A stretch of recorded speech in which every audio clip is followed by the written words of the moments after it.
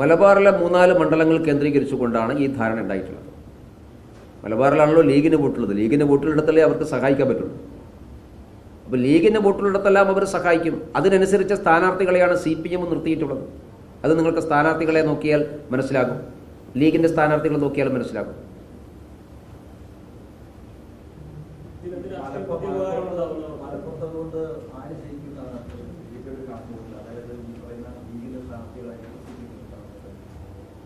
അല്ല, അതിപ്പോൾ വോട്ട് ചെയ്യുന്നതനുസരിച്ചല്ലേ നമുക്ക് പറയാൻ പറ്റില്ല. നേതൃത്വം ഉണ്ടാക്കിയുള്ള ധാരണ അണികൾ സ്വീകരിക്കണമെന്ന് നിർബന്ധമൊന്നുമില്ലല്ലോ. നേതൃത്വം പല കാര്യം ഞാൻ പറഞ്ഞല്ലോ. കേരളത്തിൽ ഈ കുഞ്ഞാലിക്കുട്ടിയും എളമരം കരീമും എന്ന് പറഞ്ഞാൽ ഇരട്ടപ്പെട്ട കുട്ടികളാണ്.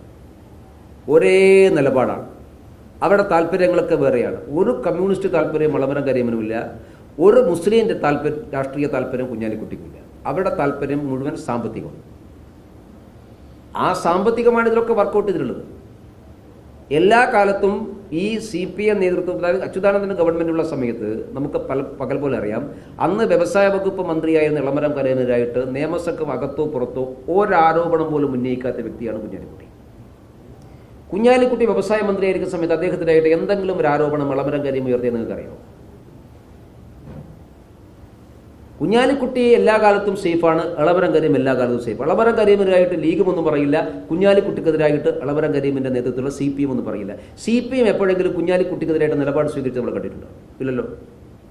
കുഞ്ഞാലിക്കുട്ടി പ്രതിസന്ധിയിലാകുമ്പോൾ അപ്പോൾ CPM സഹായിച്ചു കൊടുക്കില്ലേ? എങ്ങനെയാണ് നമ്മുടെ മലപ്പുറം ജില്ലയിലെ ബാങ്കിൻ്റെ വിഷയം KT ജലീലിനെ തള്ളിയിട്ട് CPM നേതൃത്വം അത് ഒത്തുതീർപ്പാക്കിയത്? AR നഗറിലെ ബാങ്കിൻ്റെ CPM നേതൃത്വമുള്ള ബാങ്കുകൾക്കെതിരായിട്ട് വലിയ അന്വേഷണവും കാര്യങ്ങളൊക്കെ വരുമ്പോൾ അപ്പുറത്ത് ലീഗിൻ്റെ ഒരു ബാങ്ക് കിട്ടിയാൽ സ്വാഭാവികമായിട്ടും CPM ഏറ്റെടുക്കേണ്ടതല്ലേ? അതും KT ജലീലിനെ പോലെയുള്ള ഒരു വ്യക്തി ഗുരുതരമായിട്ടുള്ള ആരോപണം ഉന്നയിച്ചു. എത്ര പെട്ടെന്നാണ് പിണറായി വിജയൻ ഇടപെട്ട് ആ പ്രശ്നം തീർത്തു കൊടുത്തത്? അതുകൊണ്ടാണ് ഞാൻ പറഞ്ഞത്, എല്ലാ കാലത്തും കുഞ്ഞാലിക്കുട്ടിയും സേഫാണ്, എളമരം കരീമും സേഫാണ്. ഈ സേഫ് കോളുകളാണ് പരസ്പരം പഠിച്ചുകൊണ്ടിരിക്കുന്നത്. അതിൻ്റെ ഒരു ബൈ പ്രൊഡക്റ്റാണ് ഈ സ്ഥാനാർത്ഥി നിർണയം, ഈ തെരഞ്ഞെടുപ്പിലെ സ്ഥാനാർത്ഥി നിർണയം. ഇവർ രണ്ടുപേരുമാണ് ഇതിനിടയിൽ പ്രവർത്തിച്ചിട്ടുള്ളത്. അപ്പം അത് പകൽ പോലെ വ്യക്തമാണ്.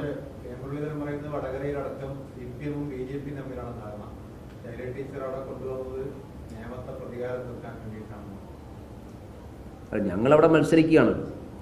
മത്സരിച്ച് വോട്ടുകൾ CPM-നെതിരായിട്ടുള്ള ക്യാമ്പയിൻ നടത്താൻ ഞങ്ങളാണല്ലോ. നരേന്ദ്രമോദിക്കെതിരായിട്ടാണല്ലോ CPM-ൻ്റെ വാദം മുഴുവൻ. അതൊക്കെ തലയിൽ ആൾതാമസമുള്ള ആരെങ്കിലും വിശ്വസിക്കാൻ വേണ്ടി പോകുന്നതാണ്. CPM-ഉം BJP-യും തമ്മിൽ ധാരണയെന്ന്. കോഴിക്കോട് വികസന റെയിൽവേ വികസന പദ്ധതികളൊക്കെ MK രാഘവൻ അദ്ദേഹത്തിലാണെന്ന് പറയുന്നൊരു പ്രസ്താവനകളൊക്കെ നടത്തുന്നുണ്ട്, പ്രശ്നങ്ങളൊക്കെയാണ് പറയുന്നത്. എന്താണ് അതിൻ്റെ അടിസ്ഥാനം? എന്തടിസ്ഥാനം? സാമാന്യ ബുദ്ധി ചോദ്യം ചെയ്യുക. രാഘവൻ ആരാ? റെയിൽവേ മന്ത്രിയാണോ റെയിൽവേ വികസനം നടത്താൻ? രാഘവൻ കോൺഗ്രസിൻ്റെ ഒരു MP മാത്രമാണ്. ഈ കഴിഞ്ഞ 15 കൊല്ലക്കാലത്തിനിടയിൽ 15 കൊല്ലത്തിൽ 5 കൊല്ലം രാഘവൻ UPA ഗവൺമെൻറ് കാലത്തെ മന്ത്രി MP-യാണ്. 10 കൊല്ലം നരേന്ദ്രമോദിയുടെ കാലത്തേക്കാണ്. ഈ 15 കൊല്ലത്തിൽ എപ്പോഴെങ്കിലും MK രാഘവൻ എന്ന MP അദ്ദേഹത്തിൻ്റെ സ്വന്തം ഇനീഷ്യേറ്റീവ് അനുസരിച്ച് ഒരു പദ്ധതി കോഴിക്കോടേക്ക് കൊണ്ടുവന്നിട്ടുണ്ട്? അതാണല്ലോ. ഏത് പദ്ധതിയെ കൊണ്ടുവന്നത്? ഇവിടെ വന്ന റെയിൽവേ സ്റ്റേഷൻ വികസനത്തിൽ ഈ കോഴിക്കോട് മാത്രമല്ല, രാജ്യത്തിലെ 300-ഓളം റെയിൽവേ സ്റ്റേഷനുകൾ വികസിക്കുന്ന കൂട്ടത്തിൽ ഒന്ന് കോഴിക്കോടുമുണ്ട്. അതിൽ രാഘവൻ എന്താ റോള്? പത്രപ്രസ്താവന ഇറക്കിയതൊരു കാര്യമില്ലല്ലോ.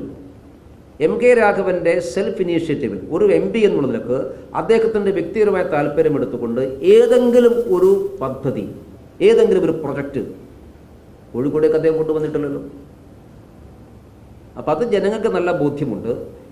കോഴിക്കോട് ഉണ്ടായിട്ടുള്ള വികസനം മുഴുവൻ നരേന്ദ്രമോദി ഗവൺമെൻറ് രാജ്യത്തിലെ എല്ലാ ഭാഗത്ത് നടത്തിയുള്ള വികസന പ്രവർത്തനത്തിൻ്റെ കൂട്ടത്തിൽ കോഴിക്കോടുമുണ്ട്.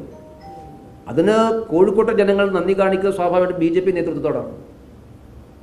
കഴിഞ്ഞ ദിവസം എളമരം കരീം ഒരു പ്രസ്താവന ഇറക്കി. അതായത് NIT ഒരു വീരസാവർക്കറിന്റെ ഒരു പരിപാടി ഒരുക്കിയെന്ന് പറഞ്ഞിട്ടാണ്. അതൊരു കൾച്ചറൽ പ്രോഗ്രാമാണ്. വീരസാവർക്കറിന്റെ പരിപാടിയാണെന്നാണ് അദ്ദേഹം പറഞ്ഞിരിക്കുന്ന പ്രസ്താവന ദേശാഭിമാനിയടക്കം റിപ്പോർട്ട് ചെയ്തിരിക്കുന്നത്.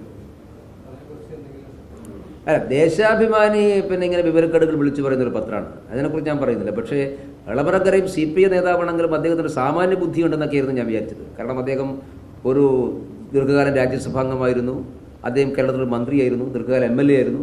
അപ്പോൾ പ്രാഥമികമായിട്ടുള്ള സാമാന്യ ബോധമൊക്കെ ഉണ്ട്. വീരസാവർക്കറേയും ഈ പരിപാടിയെക്കുറിച്ചും അദ്ദേഹത്തിന് ആദ്യത്തെ അക്ഷരത്തിലൊരു വായുണ്ട് എന്നല്ലാതെ തമ്മിൽ ബന്ധമൊന്നുമില്ല. മാത്രമല്ല കഴിഞ്ഞ 10-20 വർഷക്കാലമായിട്ട് അവിടെ നടക്കുന്നൊരു പ്രോഗ്രാമാണ്. അതൊരു പേർഷ്യൻ സംസ്കൃത ഭാഷയാണ്. അതിൻ്റെ അർത്ഥം പൈതൃകം എന്നുള്ളതാണ്. പാരമ്പര്യം, പൈതൃകം എന്നൊക്കെയാണ് അതിൻ്റെ അർത്ഥം എന്നാണ് NIT തന്നെ വിശേഷിപ്പിച്ചിട്ടുള്ളത്. അതിനെന്ത് വീരസവർക്കറായിട്ട് എന്താ ബന്ധം? വി എന്ന് കേട്ടാൽ ഒക്കെ വീരസവർക്കറാണ് എന്ന് തോന്നുന്നത് അതൊരു രോഗമാണ്.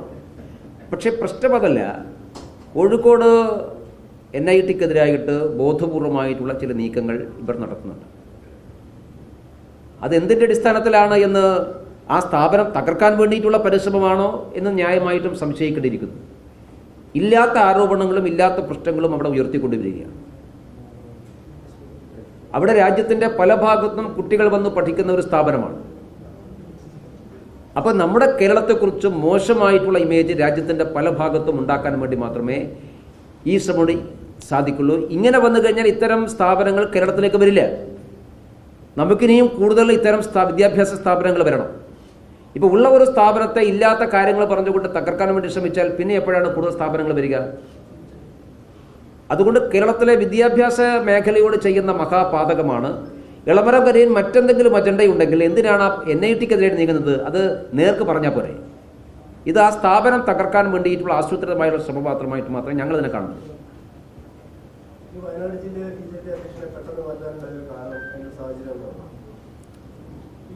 അദ്ദേഹത്തെ മാറ്റിയതല്ല, വ്യക്തിപരമായ ചില പ്രശ്നങ്ങൾ കൊണ്ട് അദ്ദേഹം അവധിയെടുത്തതാണ്. പകരം അവിടെ ജില്ലാ പ്രസിഡന്റ് പ്രഖ്യാപിച്ചിട്ടൊന്നുമില്ലല്ലോ. അദ്ദേഹം തിരഞ്ഞെടുപ്പെടുത്ത സാഹചര്യത്തിൽ വ്യക്തിപരമായ ചില അസൗകര്യങ്ങൾ പാർട്ടി നേതൃത്വത്തോട് പറഞ്ഞു. കുടുംബത്തിൽ ചില പ്രശ്നങ്ങളുണ്ട്, കുടുംബപരമായ ചില കാര്യങ്ങളുണ്ട്. അദ്ദേഹം മാറി നിൽക്കാൻ വേണ്ടി പാർട്ടി നേതൃത്വത്തോട് അനുവാദം ചോദിച്ചു. അദ്ദേഹത്തിൻ്റെ പ്രശ്നങ്ങൾ അത് പ്രധാനമാണ് എന്ന് തോന്നിയതുകൊണ്ട് തൽക്കാലത്തേക്ക് അദ്ദേഹത്തോട് അവധി കൊടുത്തിട്ട് പകരാൾക്ക് ചുമതല കൊടുത്തിട്ടേ ഉള്ളൂ. ജില്ലാ പ്രസിഡന്റ് മാറ്റിയിട്ടൊന്നുമില്ല.